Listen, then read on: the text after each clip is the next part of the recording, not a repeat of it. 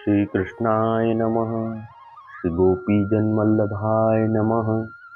श्रीमदाचार्य चरण कमलेभ्यो नमः। श्री गुसाई जी परम दयालवे नमः। श्री यमुना चतुर्भ्यां नमः। श्री गुरुवे नमः। श्री गुरुचरण कमलेभ्यो नमः। जय श्री कृष्ण। अब श्री गुसाई जी को सेवक रेंडा उदम्बर ब्राह्मण गुजरात में कपड़वनज गाम है, तहाँ रहे तो तिनकी वार्ता को भाव कहत हैं। भाव प्रकाश, ये तामस भक्त हैं। लीला में इनको नाम संगीनी है।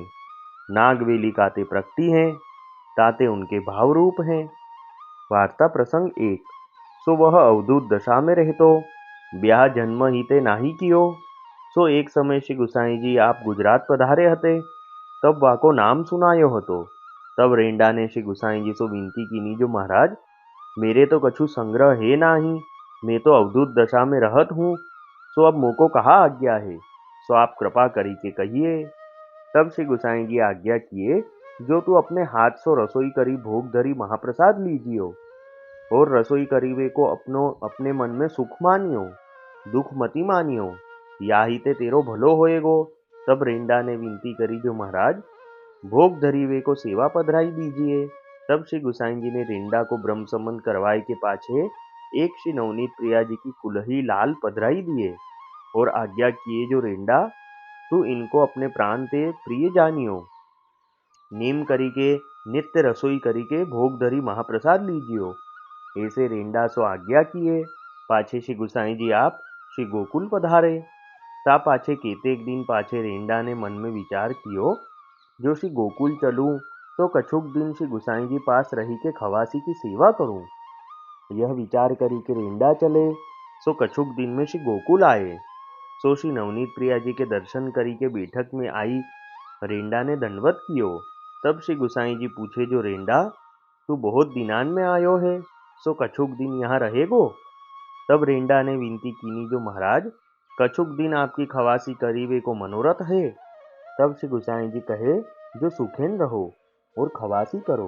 तब ते रेंडा सगरी श्री गुसाई जी की टहल करे, और महाप्रसाद श्री गुसाई जी की जूठन ले। या प्रकार 3 दिन बीते। तब एक दिन रात्रि को श्री गुसाई जी पूछे, जो रेंडा महाप्रसाद कहाँ लेत हो। तब रेंडा ने विनती करी, जो महाराज 3 दिन तो आपकी जूठन लीनी है, पाछे सेवक लोग मोसो कहे, जो तुम रसोई करी महाप्रसाद लीजियो। तो मैं पूछत हूँ, जो राज आज्ञा होई तो लेऊं, मैं तो आपको आज्ञाकारी हूँ। तब श्री गुसाई जी रेंडा से पूछे, जो तिहारे पास कछु खर्ची है। तब रेंडा ने विनती करी, जो महाराज पक्के टका मेरे पास 12 हैं। तब आप कहे, जो रेंडा तू न्यारी रसोई करी के श्री ठाकुर जी को भोग धरी के महाप्रसाद लीजियो। तब यह सुनी के रेंडा ने विनती करी, जो महाराज काल ही ते मैं न्यारी रसोई करी भोग धरी महाप्रसाद लेऊंगो। तब श्री गुसाई जी कहे, जो तेरी ज्ञाति की एक डोकरी है, सो भली वैष्णव है, तासो मिली के रहो और सेवा करो। भाव प्रकाश, यह कही यह जतायो, जो वैष्णव के संग बिनु यह मार्ग फलित होत नाही। ताते रेंडा को श्री गुसाई जी आप वैष्णव डोकरी के संग मिली के सेवा करन की आज्ञा किए। और लीला में यह डोकरी श्री चंद्रावली जी की अंतरंगिनी सखी है, श्यामा इनको नाम है। सो संगिनी को निस्दिन यहाँ को संग है, लीला को भेद ये बतावती हैं। ताते यहाँ हूँ श्री गुसाई जी रेंडा को इन संग मिली के रहीवे की आज्ञा किए। सो पूर्व संबंध दृढ़ जानी के। तब रेंडा दंडवत कियो और कहो, जो महाराज ऐसे ही करूंगो। पाछे श्री गुसाई जी आप पोढ़े। तब रेंडा हूँ सोए रहो। पाछे प्रातःकाल डोकरी पास आयो। तब डोकरी ने बहुत समाधान करियो, कहो, जो रेंडा तिहारो घर है, आज्ञा करो सो मैं करूं, और तुम जो काहू के घर जात आवत नाही, और आज तिहारो आवनो कैसे भयो। तब रेंडा ने कही, जो मेरे पास टका 12 तो पक्के हैं, और चुटकी करी अन्न लाऊंगो। तू मेरे श्री ठाकुर जी को एक और पधरावे तो मैं कछुक दिन श्री गोकुल में रहूं। तब डोकरी ने कही, जो तुम श्री ठाकुर जी को सुखीन पधराओ, और तुम श्री गुसाई जी की सेवा करो, महाप्रसाद के समय तुमको बुलाई लेऊंगी। तब रेंडा श्री ठाकुर जी को पधराए पक्के 12 टका डोकरी को दिए, या भांति कछुक दिन बीते, पाछे गाम में ते चुटकी मांगी निर्वाह करे। तब एक दिन रात्रि को श्री गुसाई जी पूछे, जो रेंडा अब निर्वाह कैसे होत है। तब रेंडा ने कही, जो राज श्री ठाकुर जी तो डोकरी के भेले बिराजत हैं, और हो गाम में ते चुटकी मांगत लावत हूँ, ताते भली भांति निर्वाह होत है। तब श्री गुसाई जी आप पूछे, जो चुटकी कौन कौन के घर से ल्यावत हो। तब रेंडा ने कही, जो तुम्हारी जाति के भट्ट हैं तथा सेवक लोग हैं, और ब्रजवासीन के घरन ते ल्यावत हूँ। तब श्री गुसाई जी ने कहो, जो आज पाछे भट्ट और सेवक तथा जहाँ हमारी सत्ता को द्रव्य होई, तहाँ ते चुटकी मती लीजियो। गाम में ब्रजवासी हैं और हैं, तहाँ ते लीजियो। तब यह सुनी के रेंडा ने विनती करी, जो महाराज आज पाछे ऐसे ही करूंगो। ता पाछे रेंडा भट्ट और सेवकन भीतर या इनके घर ते चुटकी न ले तो रेंडा के ऊपर श्री गुसाई जी आप बहुत प्रसन्न रहते।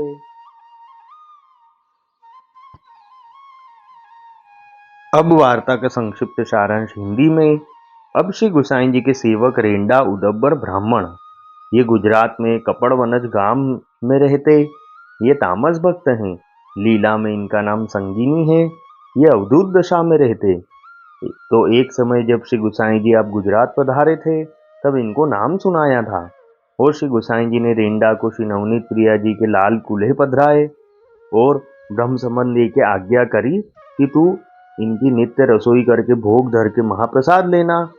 फिर कुछ दिन बाद रेंडा श्री गोकुल आए और श्री गुसाई जी की खवासी में रहे। तब श्री गुसाई जी ने आज्ञा करी कि तेरी जाति की एक डोकरी है, तू उनके साथ मिलके सेवा करना। तब रेंडा वह डोकरी के घर गए।